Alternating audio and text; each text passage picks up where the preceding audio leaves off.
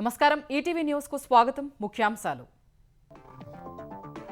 కృష్ణా నుంచి చట్టబద్ధంగా నీటిని మళ్లిస్తున్నామన్న ఏపీ తెలంగాణకు నిర్దిష్ట విధానాలు లేవని బ్రిజేష్ కుమార్ ట్రైబ్యునల్ ముందు వాదనలు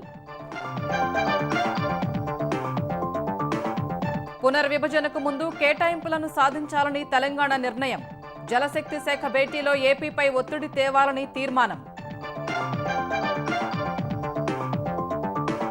తెలంగాణలో పాలమూరు సహా ప్రధాన ప్రాజెక్టుల్లో వేగం పెంచాలన్న ఉత్తమ్ పర్యావరణ అనుమతుల కోసం కేంద్రంపై ఒత్తిడి తేవాలని అధికారులకు ఆదేశం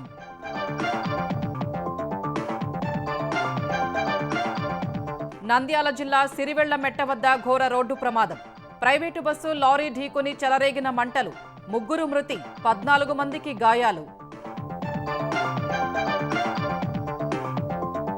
గణతంత్ర వేడుకలు లక్ష్యంగా ఉగ్రదాడులకు జైషే మహమ్మద్ కుట్రలు 26-26 అనే కోడ్ పెట్టుకున్నట్లు గుర్తించిన నిఘా వర్గాలు యాజమాన్య హక్కుతో గ్రీన్లాండ్ను అడుగుతున్నామన్న ట్రంప్ అమెరికా భద్రత కోసం అనుమతి ఇవ్వాల్సిందేనని నాటోకు హితవు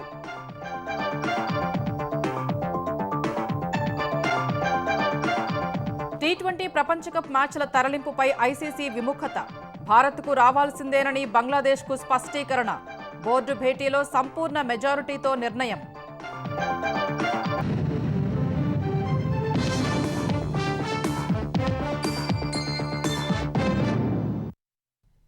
నీటి కేటాయింపులకు సంబంధించి తెలంగాణ అవలంబిస్తున్న విధానాలు వాదనల్ని ఆంధ్రప్రదేశ్ బ్రిజేష్ కుమార్ ట్రైబ్యునల్ ఎదుట తీవ్రంగా తప్పుపట్టింది ట్రైబ్యునల్ వద్ద నీరు తీసుకోమంటూనే సుప్రీంకోర్టులో పిటిషన్లు వేస్తూ అడ్డుకుంటున్నారని ఎండగట్టింది తెలంగాణకు నిర్దిష్ట విధానాలు లేవంటూ ఆక్షేపించింది గోదావరి నుంచి 240 టీఎంసీల్ని తెలంగాణ మళ్లిస్తోందని వాదనలు వినిపించింది కృష్ణా నుంచి ఏపీ నీటి మళ్లింపు తప్పదని ఇందుకు చట్టబద్ధ రక్షణలున్నాయని పేర్కొంది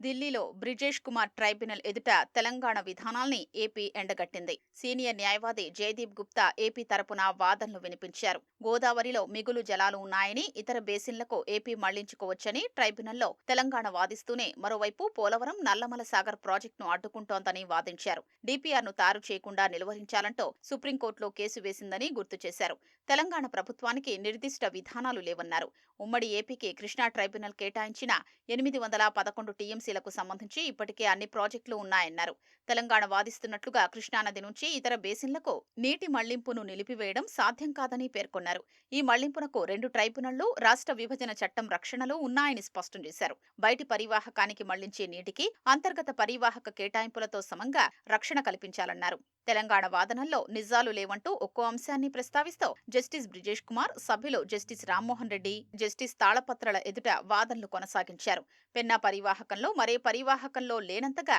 నీటి లభ్యత తక్కువగా ఉందని కరువు తీవ్రంగా ఉందని గుప్తా వివరించారు ఆ కరువు ప్రాంతాలకు నీటిని మళ్లిస్తే తప్పేంటని ప్రశ్నించారు కృష్ణా నుంచి నీటిని మళ్లించొద్దని గోదావరి నుంచి తీసుకోవాలని ట్రైబ్యునల్లో తెలంగాణ వాదిస్తోందని పెన్నాకు గోదావరి ప్రత్యామ్నాయ ఆధారమంటోందని గుర్తు చేశారు ప్రాజెక్టు డీపీఆర్ తయారు చేయడాన్ని అడ్డుకుంటోందని పేర్కొన్నారు ఈ సందర్భంగా కలగజేసుకున్న ట్రైబ్యునల్ ప్రాజెక్టుల వారీగా నీటి కేటాయింపుల్ని ట్రైబ్యునల్ ఖరారు చేస్తుందని తెలంగాణ వాదించినట్లుగా ఆయా ప్రాజెక్టుల్లో నీరు ఆదా అవుతోందా అది నిజమేనా అని ప్రశ్నించింది దీనికి స్పందించిన జయదీప్ ప్రతి ప్రాజెక్టుకు సంబంధించి తెలంగాణ చేసిన వాదనలు ఏ రకంగా తప్పో స్పష్టంగా వివరిస్తామని బదులిచ్చారు అందుకు అవసరమైన డాక్యుమెంట్లు సిద్ధం చేస్తున్నామని చెబుతూ వాదనలు కొనసాగించారు పరివాహకం బయటకు నీటి ప్రవాహాల మళ్లింపును కావేరీ జల వివాద ట్రైబ్యునల్ నిషేధించిందని తెలంగాణ వాదించిందని గుర్తు చేసిన జయదీప్ కావేరీ ట్రైబ్యునల్ అలాంటి నిర్ణయాలు వెలువరించలేదని తేల్చి చెప్పారు బేసిన్ బయటకు నీటి మళ్లింపుల్ని సుప్రీంకోర్టు సమర్థించిందని స్పష్టం చేశారు గోదావరి నుంచి 240 టీఎంసీల నీటిని బయటి పరివాహకానికి తెలంగాణ మళ్లిస్తోందని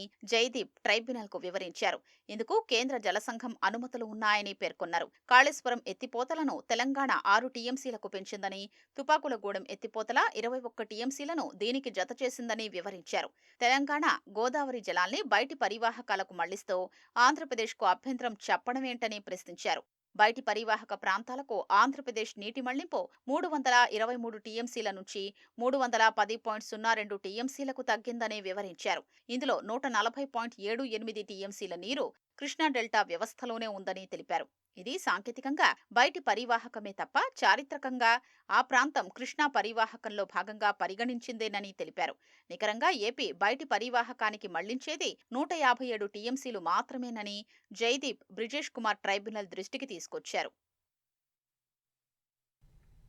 తెలంగాణ నీటి హక్కుల విషయంపై ఆంధ్రప్రదేశ్పై ఒత్తిడి తెచ్చేలా చర్యలు చేపట్టాలని నీటిపారుదల శాఖ అధికారులు భావిస్తున్నారు. పునర్విభజనకు ముందు చేపట్టిన ప్రాజెక్టుల నీటి కేటాయింపుల కోసం ఏపీని ఒప్పించేలా చర్చించాలని నిర్ణయించారు. ఆ మేరకు ఈ నెల 30న కేంద్రం వద్ద జరిగే సమావేశంలో వినిపించాల్సిన వాదనపై నీటిపారుదల శాఖ కసరత్తు చేస్తోంది. పునర్విభజనకు ముందు తెలంగాణలోని ప్రాజెక్టులకు అప్పటి ప్రభుత్వం ఇచ్చిన నీటి కేటాయింపులకు ఆంధ్రప్రదేశ్ కట్టుబడి ఉండేలా ఒత్తిడి తేవాలని నీటిపారుదల శాఖ కసరత్తు ప్రారంభించింది. పునర్విభజన తరువాత తెలంగాణలో పెరిగిన సామర్థ్యం మేరకు నీటి కేటాయింపులను ట్రైబ్యునల్ నిర్ణయిస్తుందని, పునర్విభజనకు ముందు అప్పటి ప్రభుత్వం ఇచ్చిన నీటి కేటాయింపులకు ఏపీ అంగీకారం తెలిపేలా ఒత్తిడి తేవాలని నిర్ణయించినట్లు తెలిసింది.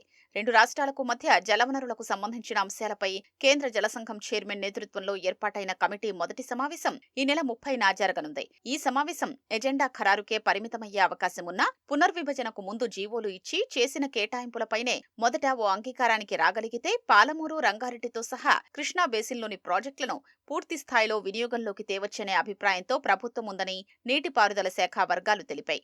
పునర్విభజనకు ముందు కల్వకుర్తిని 25, నెట్టెంపాడు 22, ఎస్ఎల్బీసీ 3, కోయిల్ సాగర్ను 3.9 టీఎంసీలతో చేపట్టారు.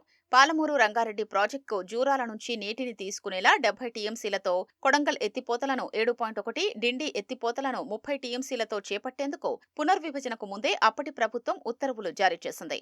పునర్విభజనకు ముందు పనులు చేపట్టిన ఉత్తర్వులిచ్చిన ప్రాజెక్టుల సామర్థ్యం 188 టీఎంసీలు ఉంటే ఆ తర్వాత వాటి సామర్థ్యం 304 టీఎంసీల వరకు పెరిగింది. మొదట 188 టీఎంసీలపై ఆంధ్రప్రదేశ్ సానుకూలత వ్యక్తం చేస్తే ఆ తర్వాత పెరిగిన సామర్థ్యం మేరకు కేటాయింపుల గురించి ట్రైబ్యునల్లో తేల్చుకోవచ్చని నీటిపారుదల శాఖ వర్గాలు భావిస్తున్నాయి. ఇటీవల ముఖ్యమంత్రి రేవంత్ రెడ్డి వద్ద జరిగిన సమావేశంలో ఇదే అభిప్రాయం వ్యక్తమైనట్లు తెలిసింది. కల్వకుర్తి, నెట్టెంపాడు, కోయిల్ సాగర్, ఎస్ఎల్బీసీ మినహా మిగిలిన ప్రాజెక్టుల విచారణకు మాత్రమే అప్పట్లో జీవోలిచ్చారని ఆంధ్రప్రదేశ్ పేర్కొంది. ఆ ప్రకారం 81 టీఎంసీల సామర్థ్యం కలిగిన ప్రాజెక్టులే ఉంటాయి. అందులో కోయిల్ సాగర్ కు బచావట్ ట్రైబ్యునల్ కేటాయింపులు ఉన్నందున 77 టీఎంసీల గురించే ఏపీ మాట్లాడుతోందని నీటిపారుదల శాఖ వర్గాలు వివరిస్తున్నాయి. అయితే పాలమూరు, రంగారెడ్డి ఎత్తిపోతల ప్రధాన లక్ష్యంగా ఒత్తిడి చెయ్యాలనే ఆలోచనతో తెలంగాణ సర్కార్ ఉన్నట్లు తెలుస్తోంది. ఏపీలో హంద్రీనీవా, గాలేరు నగరి, వెలిగొండ, తెలుగంగ ప్రాజెక్టులకు కేటాయింపులు లేవు. వాటి సామర్థ్యం 150.5 టీఎంసీలు. తెలుగంగకు బ్రిజేష్ కుమార్ ట్రైబ్యునల్ 25 టీఎంసీలు కేటాయించినా ఆ తీర్పు అమల్లోకి రాలేదు. ప్రస్తుతం రెండు రాష్ట్రాల వాదనలు వింటున్న ట్రైబ్యునల్ ముందు ఆ అంశముంది. పునర్విభజన చట్టం ప్రకారం నిర్మాణంలో ఉండి పూర్తి చేయాల్సిన ప్రాజెక్టుల్లో కల్వకుర్తి, నెట్టెంపాడు, ఎస్ఎల్బీసీ, హంద్రీనీవా, గాలేరు నగరి, వెలిగొండ, తెలుగంగ ఉన్నాయి. పాలమూరు, రంగారెడ్డి ఎత్తిపోతల, కొడంగల్ సహా కృష్ణా బేసిన్లోని ప్రాజెక్టుల విషయంలో ఆంధ్రప్రదేశ్ సానుకూలంగా స్పందిస్తేనే మిగిలిన అంశాలపై చర్చల గురించి ఆలోచించాలనే అభిప్రాయంతో తెలంగాణ ప్రభుత్వం ఉన్నట్లు తెలుస్తోంది. తెలంగాణలో పాలమూరు, రంగారెడ్డి ఎత్తిపోతల పథకం సహా ప్రధాన ప్రాజెక్టుల నిర్మాణాల్ని శరవేగంగా పూర్తి చేయాలని అధికారులను నీటిపారుదల శాఖ మంత్రి ఉత్తమ్ కుమార్ రెడ్డి ఆదేశించారు. ఎస్ఎల్బీసీ టన్నెల్ పనులు కొనసాగించేందుకు ప్రత్యేక విభాగాన్ని ఏర్పాటు చేస్తున్నట్లు మంత్రి ప్రకటించారు. తుమ్మిడిహట్టి బ్యారేజ్ డీపీఆర్ రూపకల్పన అధ్యయనం వేగంగా జరగడం సహా మేడిగడ్డ, అన్నారం, సుందిళ్ల ఆనకట్టల మరమ్మతుల కోసం డిజైన్లను నెల రోజుల్లోగా సిద్ధం చేయాలని ఆదేశించారు. నీటిపారుదల ప్రాజెక్టులపై సచివాలయంలో అధికారులతో సమీక్షించిన ఉత్తమ్ సాగునీటి ప్రాజెక్టుల పనుల వేగవంతానికి నిధులిచ్చేందుకు సీఎం రేవంత్ అంగీకరించినందున యుద్ధ ప్రాతిపదికన పూర్తి చేయాలని సూచించారు. పాలమూరు, రంగారెడ్డి సహా ఇతర ప్రాధాన్యతా ప్రాజెక్టుల పనుల్ని తరచూ సమీక్షించాలని నీటిపారుదల శాఖ ముఖ్య కార్యదర్శి రాహుల్ బొజ్జాను ఆదేశించారు. ప్రాజెక్టులకు పర్యావరణ అనుమతుల కోసం కేంద్రంపై ఒత్తిడి పెంచాలని ఉత్తమ్ తెలిపారు. ఆ విషయాన్ని ఇప్పటికే కేంద్ర జలశక్తి శాఖ దృష్టికి తీసుకెళ్లామన్న మంత్రి ఉత్తమ్ సీఎంతో చర్చించిన తర్వాత ప్రధాని కార్యాలయం దృష్టికి తీసుకెళ్తామని చెప్పారు. బనకచెర్లపై సుప్రీంకోర్టులో సూట్ వేయడానికి న్యాయ సలహాతో ముందుకెళ్తున్నామన్న ఉత్తమ్ ముసాయిదా తయారైన తర్వాత ఏజీతో చర్చించి కోర్టుకు వెళ్తామని చెప్పారు. మున్సిపల్ ఎన్నికలను ప్రతిష్టాత్మకంగా తీసుకుని పనిచేయాలని టీపీసీసీ అధ్యక్షుడు మహేష్ కుమార్ గౌడ్ నిజామాబాద్ పార్లమెంటు నియోజకవర్గ ఇన్ఛార్జ్ మంత్రి ఉత్తమ్ కుమార్ రెడ్డి పార్టీ నేతలకు సూచించారు. గాంధీ భవన్లో నిజామాబాద్ పార్లమెంటు నియోజకవర్గ నేతలతో మహేష్ కుమార్, ఉత్తమ్ కుమార్ రెడ్డి సమీక్ష నిర్వహించారు. ఈ సమీక్షలో ప్రభుత్వ సలహాదారులు షబ్బీర్ అలీ, సుదర్శన్ రెడ్డి సహా పలువురు కాంగ్రెస్ నేతలు పాల్గొన్నారు. మున్సిపల్, కార్పొరేషన్ ఎన్నికల వ్యూహాలపై చర్చించారు. జిల్లాలో మున్సిపాలిటీల్ని క్లీన్ స్వీప్ చేసి తీరాలని మహేష్ కుమార్ గౌడ్ నేతలకు స్పష్టం చేశారు. ఎప్పటిలానే మతం పేరిట బీజేపీ రాజకీయం చేస్తోందన్న ఆయన బీఆర్ఎస్, బీజేపీల కుట్రల్ని తిప్పికొట్టాలని దిశానిర్దేశం చేశారు. తెలంగాణలో ఉన్నటువంటి మెజారిటీ మున్సిపల్స్, కార్పొరేషన్ గెలుచుకుంటాం. దానికోసం వ్యూహరచన చేస్తాం, అభివృద్ధి ఇస్తున్నాం, సంక్షేమం ఇస్తున్నాం. ఫలాలు అందుతా ఉన్నాయి ప్రజలకి. ప్రజలు సంతోషంగా ఉన్నారు కాబట్టి డెఫినెట్గా కాంగ్రెస్ కూడా గెలుస్తారు. కమిటీలు వేసాం, మినిస్టర్లు గారు బాధ్యతలు తీసుకున్నారు. వారి నేతృత్వంలో మా సీనియర్ కాంగ్రెస్ జిల్లాధ్యక్షులు, ఎమ్మెల్యేలు, ఎమ్మెల్సీలు, ఎంపీలు అందరూ కోఆర్డినేట్ చేసుకుంటారు. పార్టీ ప్రభుత్వం ఇస్తున్న సంక్షేమ అభివృద్ధి ప్రజలకు చేరుతుంది కాబట్టి గెలుపు అనేది మాకు పెద్ద సమస్య కాదు. తెలంగాణలోని 35 ప్రభుత్వ మెడికల్ కాలేజీల్లో డిజిటల్ ఎడ్యుకేషన్ను తక్షణం అందుబాటులోకి తీసుకురావాలని వైద్యారోగ్య శాఖ మంత్రి దామోదర రాజనరసింహ అధికారుల్ని ఆదేశించారు. ఆరోగ్యశ్రీ ట్రస్టులో వైద్యారోగ్య శాఖ ఉన్నతాధికారులతో వైద్య విద్యా ప్రమాణాలపై మంత్రి సమీక్ష నిర్వహించారు. వైద్య విద్యలో సాంకేతికతను జోడించడం ద్వారా గ్రామీణ, పట్టణ ప్రాంతాల విద్యార్థులకు మెరుగైన విద్యను అందించవచ్చని రాజనరసింహ తెలిపారు. మెడికోలకు పుస్తక జ్ఞానమే కాకుండా ప్రాక్టికల్ నాలెడ్జిని పెంపొందించాలని సూచించారు. తరగతి గదుల్లో స్మార్ట్ బోర్డులు, ఎల్ఈడీ స్క్రీన్లు, లెర్నింగ్ మేనేజ్మెంట్ సిస్టమ్ ఏర్పాటు చేయాలని అధికారుల్ని ఆదేశించారు. క్లిష్టమైన ఎనాటమీ, సర్జికల్ ప్రొసీజర్ల పట్ల విద్యార్థులకు అవగాహన కల్పించేందుకు virtual labs, simulation tools, VR సాంకేతికతను ఉపయోగించాలని స్పష్టం చేశారు. ఉస్మానియా, గాంధీ, వరంగల్ ఎంజీఎం కళాశాలల్ని సెంటర్ ఆఫ్ ఎక్సలెన్స్ గా తీర్చిదిద్దాలన్నారు. ఆయా కేంద్రాల్లో ఏఐ, అగ్యుమెంటెడ్ రియాలిటీ వంటివి అందుబాటులోకి తెచ్చి వాటిని ఇతర కళాశాలలకు మెంటర్ కేంద్రాలుగా మార్చాలని ఆదేశాలు జారీ చేశారు. నేషనల్ మెడికల్ కమిషన్ నిబంధనల మేరకు పాఠ్యాంశాల్ని డిజిటల్ రూపంలోకి మార్చి నేషనల్ డిజిటల్ లైబ్రరీతో అనుసంధానం చేయాలని అధికారులకు రాజనరసింహ స్పష్టం చేశారు. మాచర్ల నియోజకవర్గం పిన్నెల్లి గ్రామంలో జరిగిన వ్యక్తిగత ఘర్షణపై వైసీపీ అధినేత జగన్మోహన్ రెడ్డి నీచ రాజకీయాలకు ఒడిగడుతున్నారని ఆంధ్రప్రదేశ్ సమాచార శాఖ మంత్రి పార్థసారథి ఆరోపించారు. వ్యక్తిగత గొడవల్లో మరణించిన వైసీపీ కార్యకర్త సాల్మన్ మృతి చెందిన ఘటనను టీడీపీపైకి నెట్టడం జగన్ దిగజారుడు రాజకీయానికి నిదర్శనమని ఆక్షేపించారు. వైసీపీ హయాంలోనే దళితులకు తీవ్ర అన్యాయం జరిగిందనే విషయాన్ని జగన్ గుర్తు తెచ్చుకోవాలన్నారు. దళితుడిని హత్య చేసి డోర్ డెలివరీ చేసిన ఘటనను ప్రజలు ఇంకా మర్చిపోలేదన్నారు. జగన్ చేసిన ఒక్క పాదయాత్రతో అంచనాలకు అందని నష్టం ఏపీకి జరిగిందన్న మంత్రి ఇంకో పాదయాత్ర జరిపితే ప్రజలు ఎంత నష్టపోతారో ఊహించలేమన్నారు. ఒక పాదయాత్రతో ఈ రాష్ట్రానికి ఎంత నష్టం జరిగిందో అంచనా కూడా వేయలేని నష్టం జరిగిన విషయం ఈ రాష్ట్ర ప్రజలు గమనించారు. కాబట్టి ఇంకొక పాదయాత్ర చేస్తే ఈ రాష్ట్రం ఏమైపోతుందో కూడా ప్రజలకు అర్థం కాని పరిస్థితి ఉంది. వారి పాదయాత్ర ప్రజాస్వామ్యంలో ఎవరైనా పాదయాత్ర చేసుకోవచ్చు, కానీ ప్రజల్ని ఒకసారి మోసం చేయొచ్చు, కానీ మళ్ళా మోసం చేయాలని ప్రయత్నం చేస్తే ప్రజలంత అమాయకులు కాదనేది మాత్రం చెప్పగలను. రాజధాని అమరావతి మరో అపూర్వ ఘట్టానికి వేదిక కానుంది. ఈ నెల 26న తొలిసారి గణతంత్ర దినోత్సవ వేడుకల్ని రాజధానిలో వైభవంగా జరిపేందుకు ప్రభుత్వం సన్నద్ధమవుతోంది. రాజధాని నడిబొడ్డున జరగబోయే వేడుకల కోసం శరవేగంగా ఏర్పాట్లు సాగుతున్నాయి. నేలపాడులోని హైకోర్టు భవనం సమీపంలో గణతంత్ర వేడుకలు జరగనున్నాయి. 20 ఎకరాలకు పైగా విస్తీర్ణంలో పరేడ్ గ్రౌండ్ను నిర్మిస్తున్నారు. విశాల ప్రాంతంలో ప్రధాన వేదిక, పరేడ్ ట్రాక్, గ్యాలరీ ఏర్పాటు చేస్తున్నారు. ఈ పనులు తుది దశకు చేరుకున్నాయి. రిపబ్లిక్ డేకు 2 రోజుల ముందే పరేడ్ గ్రౌండ్ పనులు పూర్తి చేసేలా యంత్రాంగం ప్రత్యేక శ్రద్ధ తీసుకుంది. వేడుకలకు గవర్నర్ అబ్దుల్ నజీర్, సీఎం చంద్రబాబు, మంత్రులు, ఎమ్మెల్యేలు, ఎమ్మెల్సీలు, అధికారులు హాజరు కానున్న నేపథ్యంలో పగడ్బందీగా ఏర్పాట్లు చేస్తున్నారు. పోలవరం ప్రాజెక్టు గ్యాప్ 2 ప్రధాన డ్యాం ఆకృతులపై వారం రోజుల్లో తమ నిర్ణయాలు వెల్లడిస్తామని విదేశీ నిపుణుల బృందం స్పష్టం చేసింది. పోలవరం ప్రాజెక్టు అథారిటీ సభ్య కార్యదర్శి ఎం రఘురాం అధ్యక్షతన జరిగిన సమావేశంలో విదేశీ నిపుణులు Hinchberger, David B Paul, Franco de సిస్కోలు అనేక ప్రశ్నలు సంధించారు. పోలవరం ప్రాజెక్టుకు ఇతర డ్యాంలకు ఉన్న తేడాలను అధికారులు వారికి వివరించారు. పోలవరం వద్ద నిరంతరం బ్యాక్ వాటర్ ఉంటుందని తెలిపారు. ప్రాజెక్టు గ్యాప్ 2 ఆకృతులకు సంబంధించి తమ దేశానికి వెళ్లిన తర్వాత డాక్యుమెంట్లన్నీ పరిశీలించి తుది నిర్ణయం వెల్లడిస్తామన్నారు. ఆ తర్వాత కేంద్ర జల సంఘం ఈ ఆకృతులకు సూత్రప్రాయంగా ఆమోదం తెలియజేయాల్సి ఉంటుంది. భూకంపాల్ని తట్టుకునే అంశానికి సంబంధించి చేపట్టాల్సిన పనుల ఆకృతులపైన మరింత అధ్యయనం చేసి వారంలో అభిప్రాయం వెల్లడిస్తామన్నారు. పోలవరం ప్రాజెక్టు గ్యాప్ 1 ప్రధాన డ్యాంలో నిర్మాణ లేయర్లను విదేశీ నిపుణులు స్వయంగా పరిశీలించారు. అక్కడ మెటీరియల్, రోలింగ్, గ్రౌంటింగ్ పనుల్ని పర్యవేక్షించారు. ప్రతి రికార్డును స్వయంగా పరిశీలించారు. మెటీరియల్ నాణ్యత, పనుల పురోగతి బాగుందని వారు అభిప్రాయం వ్యక్తం చేశారు. అమెరికా భద్రత కోసం గ్రీన్లాండ్ను యాజమాన్య హక్కులతో సహా తీసుకోవాలనుకుంటున్నామని అమెరికా అధ్యక్షుడు డొనాల్డ్ ట్రంప్ చెప్పారు. అందుకోసం బలప్రయోగం మాత్రం చేయబోమని దావోస్ వేదికగా స్పష్టం చేశారు. ప్రపంచ ఆర్థిక వేదికను ఉద్దేశించి దాదాపు 70 నిమిషాల పాటు ట్రంప్ ప్రసంగించారు. గ్రీన్లాండ్ అంశాన్ని ప్రస్తావనకు తెచ్చిన ట్రంప్ ప్రపంచాన్ని రక్షించేందుకు తాము ఒక ఐస్ ముక్కను అడుగుతున్నామని చెప్పారు. ఇది అమెరికా, రష్యా, చైనాల మధ్య ఉండే కీలక ప్రదేశమని చెప్పారు. వ్యూహాత్మక అవసరాల కోసం అది తమకు అవసరమన్నారు. అంతేకాని అరుదైన ఖనిజాల కోసం కాదని తమ రక్షణ కోసం కావాలన్నారు.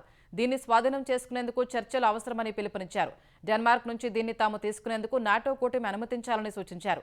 గ్రీన్లాండ్ను డెన్మార్క్ కానీ దాని మిత్రదేశాలు కానీ కాపాడలేవని, ఆ సత్తా అమెరికాకు మాత్రమే ఉందని ట్రంప్ చెప్పారు. ఏదేమైనా గ్రీన్లాండ్ను బలవంతంగా స్వాధీనం చేసుకోబోమని ట్రంప్ వెల్లడించారు. గ్రీన్లాండ్ తీసుకునేందుకు అంగీకరిస్తే సంతోషిస్తామని, లేకుంటే గుర్తుంచుకుంటామని ట్రంప్ బెదిరింపులకు దిగారు. We never asked for anything, and we never got anything. We probably won't get anything unless I decide to use excessive strength and force, where we would be, frankly, unstoppable. But I won't do that. I don't have to use force. I don't want to use force. I won't use force. All the United States is asking for is a place called Greenland, where we already had it as a trustee, but respectfully returned it back to Denmark not long ago after we defeated the Germans, the Japanese, the Italians, and others in World War II. We gave it back to them. We were a powerful force then, but we are a much more powerful force now. Bharat America మధ్య వాణిజ్య ఒప్పందం జరుగుతుందని అగ్రరాజ్యం అధ్యక్షుడు Trump అన్నారు. దావోస్లో జరుగుతున్న ప్రపంచ ఆర్థిక సదస్సులో ప్రసంగించిన అనంతరం భారత మీడియాతో మాట్లాడిన ఆయన ప్రధాని మోదీని మరోసారి ప్రశంసించారు. ప్రధాని నరేంద్ర మోదీ తనకు మంచి స్నేహితుడన్నారు. త్వరలోనే భారత్ అమెరికాల మధ్య వాణిజ్య ఒప్పందం జరుగుతుందని ట్రంప్ ఆశాభావం వ్యక్తం చేశారు. మోదీ అంటే తనకు ఎంతో గౌరవం ఉందని, ఆయన చాలా మంచివారని కొనియాడారు. సుంకాలు, భౌగోళిక రాజకీయ ఉద్రిక్తతలు, వ్యవసాయం, రష్యా నుంచి చమురు దిగుమతుల వివాదాల పరిష్కారం కోసం ఢిల్లీ, వాషింగ్టన్ మధ్య ఉన్నత స్థాయిలో చర్చలు జరుగుతున్న వేళ ట్రంప్ వ్యాఖ్యలు ప్రాధాన్యం సంతరించుకున్నాయి. గ్రీన్లాండ్పై అమెరికా బెదిరింపులు ఐరోపా భద్రతా సమగ్రత విలువలకు ముప్పేనని ఐరోపా కౌన్సిల్ అధ్యక్షుడు ఆంటోనియో కోస్టా స్పష్టం చేశారు. గ్రీన్లాండ్కు మద్దతిచ్చే దేశాలపై అదనపు సుంకాలను విధిస్తామని అమెరికా అధ్యక్షుడు డొనాల్డ్ ట్రంప్ ప్రకటించడం సవాలేనని వ్యాఖ్యానించారు. ఫ్రాన్స్లోని స్ట్రాస్బర్గ్లో జరిగిన EU చట్టసభ సభ్యుల సమావేశంలో మాట్లాడిన కోస్టా ట్రాన్స్ అట్లాంటిక్ సంబంధాలపై ప్రస్తుత పరిణామాలు EU భద్రత సమగ్రతకు పరీక్షగా నిలుస్తున్నాయన్నారు. అంతర్జాతీయ చట్ట నిబంధనలు, ప్రాదేశిక సమగ్రత, సార్వభౌమత్వం అంశాల్లో EU నేతలు కలిసికట్టుగా ఉన్నారని చెప్పారు. గతంలో ఉక్రెయిన్ విషయంలో ఎలా వ్యవహరించామో ప్రస్తుతం గ్రీన్లాండ్ విషయంలో అలాగే ఉంటామని స్పష్టం చేశారు. డెన్మార్క్, గ్రీన్లాండే ఆ దేశ భవిష్యత్తు నిర్ణయిస్తాయని కోస్టా తేల్చి చెప్పారు. ఇవాళ బెల్జియం రాజధాని బ్రసెల్స్లో EU అత్యవసర సమావేశం జరగనున్న నేపథ్యంలో కోస్టా వ్యాఖ్యలు ప్రాధాన్యం సంతరించుకున్నాయి. ఆంధ్రప్రదేశ్లో దళిత, గిరిజన పారిశ్రామికవేత్తల్ని ప్రోత్సహించేందుకు ప్రభుత్వం ఈ ఆర్థిక ఏడాదిలో ఇప్పటివరకు 269 కోట్ల రూపాయల ప్రోత్సాహకాల్ని అందించినట్లు MSME మంత్రి కొండపల్లి శ్రీనివాస్ తెలిపారు. ఈ మొత్తాన్ని 11,451 మంది పారిశ్రామికవేత్తలకు అందించినట్లు చెప్పారు. 2025-26 ఆర్థిక ఏడాదిలో దళిత, గిరిజన పారిశ్రామికవేత్తలకు 2 దశల్లో ఈ ప్రోత్సాహకాలు అందించామన్నారు. మొదటి విడతలో 6,675 మంది ఎస్సీ పారిశ్రామికవేత్తలకు 178.75 కోట్లు, 1,159 మంది ఎస్టీ పారిశ్రామికవేత్తలకు 30.94 కోట్లు ప్రభుత్వం విడుదల చేసిందన్నారు. రెండో విడతలో 3,122 మంది ఎస్సీ పారిశ్రామికవేత్తలకు 53.05 కోట్లు, 495 మంది ఎస్టీ పారిశ్రామికవేత్తలకు 7.16 కోట్లు విడుదల చేశామన్నారు. సీఎం చంద్రబాబు ఆదేశాలతో దళిత, గిరిజన పారిశ్రామికవేత్తల్ని మరింతగా వృద్ధిలోకి తీసుకెళ్లేందుకు చర్యలు చేపట్టినట్లు మంత్రి తెలిపారు. నంద్యాల జిల్లా సిరివెళ్ల మెట్ట వద్ద జరిగిన ఘోర రోడ్డు ప్రమాదంలో 3 మృతి చెందారు. నెల్లూరు నుంచి హైదరాబాద్కు వెళుతున్న బస్సు టైరు పేలి డివైడర్ దాటి ఎదురుగా వస్తున్న లారీని ఢీకొట్టింది. బస్సులో ఒక్కసారిగా మంటలు చెలరేగాయి. ఈ ప్రమాదంలో 2 డ్రైవర్లు, లారీ క్లీనర్ ప్రాణాలు కోల్పోయారు. మరో 14 మందికి గాయాలయ్యాయి. ప్రమాద సమయంలో బస్సులో మొత్తం 36 మంది ప్రయాణికులు ఉన్నట్లు తెలుస్తోంది. ప్రమాదం జరగగానే బస్సు అద్దాలు పగలగొట్టి స్థానికులు ప్రయాణికులను రక్షించగా పెను ప్రమాదం తప్పింది. ఈ ఘటనలో బస్సు, లారీ పూర్తిగా దగ్ధమయ్యాయి. గణతంత్ర దినోత్సవం లక్ష్యంగా పాకిస్తాన్కు చెందిన ఉగ్రవాద సంస్థ జైషే మహ్మద్ భారత్లో ఉగ్రదాడులకు ప్రణాళిక రచిస్తున్నట్లు నిఘా వర్గాలు గుర్తించాయి. ఇందుకు పాకిస్తాన్ నిఘా సంస్థ ISIతో పాటు పంజాబ్ గ్యాంగ్స్టర్లు ఉగ్రవాదులకు సహకరిస్తున్నట్లు పేర్కొన్నాయి. దేశంలోని పలు ప్రాంతాల్లో జనవరి 26న భీకర దాడులకు పాల్పడేందుకు 26/26 అనే కోడ్ నేమ్ పెట్టుకున్నట్లు తెలిపాయి. గణతంత్ర వేడుకలకు అంతరాయం కలిగించాలనే ఉద్దేశంతో దాడులకు దిగవచ్చని నిఘా వర్గాలు తెలిపాయి. అయోధ్య రామమందిరం, జమ్మూ రఘునాథ్ ఆలయం సహా ఇతర నగరాల్లోని ఆలయాలే లక్ష్యంగా ఉగ్రదాడులు చేయాలని కుట్ర పన్నినట్లు వెల్లడించాయి. ఖలిస్తానీ ముష్కరులు కూడా ఉగ్రదాడులు చేసే అవకాశం ఉందని వివరించాయి. ఈ సమాచారంతో అప్రమత్తమైన అధికారులు సరిహద్దులతో సహా జమ్మూ కశ్మీర్, ఢిల్లీ, పంజాబ్ వంటి కీలక ప్రాంతాల్లో తనిఖీల్ని ముమ్మరం చేశాయి. గతంలో అనుమానితుల ఫోటోల్ని కీలకమైన ప్రాంతాల్లో అంటించి వారిని గుర్తిస్తే సమాచారం ఇవ్వాలని ప్రజల్ని అధికారులు కోరారు. సామాజిక మాధ్యమాల్లో ఉగ్ర భావజాలాన్ని ప్రచారం చేస్తున్న కొందరు యువకుల్ని అదుపులోకి తీసుకున్నట్లు అధికారులు వెల్లడించారు. ఇరాన్ ఇటీవల జరిగిన నిరసనల్లో మరణించిన వారి సంఖ్యను ఆ దేశ ప్రభుత్వ టీవీ ఛానల్ అధికారికంగా ప్రకటించింది. మొత్తం 3117 మంది నిరసనకారులు మృతి చెందారని తేల్చింది. అమరుల ఫౌండేషన్ అందించిన గణాంకాల ప్రాతిపదికన ఈ సంఖ్యను తెలిపింది. మృతుల్లో 2427 మంది సాధారణ పౌరులు, భద్రతా సిబ్బంది ఉన్నారని పేర్కొంది. మిగిలిన వారు ఎవరన్నది అధికారిక ఛానల్ వెల్లడించలేదు. అయితే ప్రదర్శనకారులపై ఇరాన్ ప్రభుత్వం సాగించిన దమనకాండ 4560 మంది ప్రాణాల్ని బలిగొందని అమెరికాకు చెందిన human rights activist news agency తాజాగా ప్రకటించింది. భారత వేదికగా జరిగే టీ20 ప్రపంచ కప్లోని తమ మ్యాచ్లను శ్రీలంకకు మార్చాలన్న బంగ్లాదేశ్ క్రికెట్ బోర్డు బీసీబీ అభ్యర్థనను ఐసీసీ తిరస్కరించింది. భారత్లో పొట్టికప్పు జరిగే ఏ వేదికలోనూ బంగ్లా ఆటగాళ్లు, అధికారులు, అభిమానులకు ముప్పు వాటిల్లుతుందన్న సంకేతాలేమీ లేనందువల్ల షెడ్యూల్ ప్రకారమే మ్యాచ్లు జరుగుతాయని స్పష్టం చేసింది. షెడ్యూల్లో మార్పులు చేయడం సాధ్యం కాదని ఐసీసీ తేల్చి చెప్పింది. వీడియో కాన్ఫరెన్స్ ద్వారా జరిగిన బోర్డు సమావేశంలో ఐసీసీ ఈ మేరకు నిర్ణయం తీసుకుంది. ఈ భేటీలో 16 సభ్యదేశాల్లో 14 బంగ్లాదేశ్ బోర్డుకు వ్యతిరేకంగా ఓటు వేసినట్లు ఐసీసీ వర్గాలు తెలిపాయి. బంగ్లాదేశ్, పాకిస్తాన్ మాత్రమే మ్యాచ్ల తరలింపునకు అనుకూలంగా ఓటు వేసినట్లు ఐసీసీ వర్గాలు తెలిపాయి. బంగ్లా మ్యాచ్లను శ్రీలంకకు తరలించడంలో సమస్యలుంటే వాటిని నిర్వహించేందుకు సిద్ధంగా ఉన్నామని ఐసీసీకి పాక్ చెప్పింది. ప్రస్తుత పరిస్థితుల్లో మ్యాచ్లను వేరే చోటుకు తరలిస్తే ఐసీసీ టోర్నీల గౌరవానికి ముప్పు వాటిల్లుతుందని, ప్రపంచ క్రికెట్ పాలక మండలి తటస్థతను దెబ్బతీస్తుందని ఐసీసీ పేర్కొంది. ఈ విషయంపై పునరాలోచించి తుది నిర్ణయం తీసుకోవడానికి ఐసీసీ బీసీబీకి మరో రోజు సమయం ఇచ్చింది. కానీ తమ జట్టు భారత్కు వెళ్లదని, ఐసీసీ ఒత్తిడికి తాము తలవంచబోమని బంగ్లాదేశ్ ప్రభుత్వ క్రీడల సలహాదారు ఆసిఫ్ నజ్రుల్ స్పష్టం చేశారు. ఈ టోర్నీ కోసం బంగ్లాదేశ్ భారత్కు రాని పక్షంలో ఆ జట్టు స్థానంలో స్కాట్లాండ్ను ఆడించాలని ఐసీసీ భావిస్తోంది. అంతేకాక బంగ్లాపై ఐసీసీ చర్యలు కూడా చేపట్టే అవకాశం ఉంది.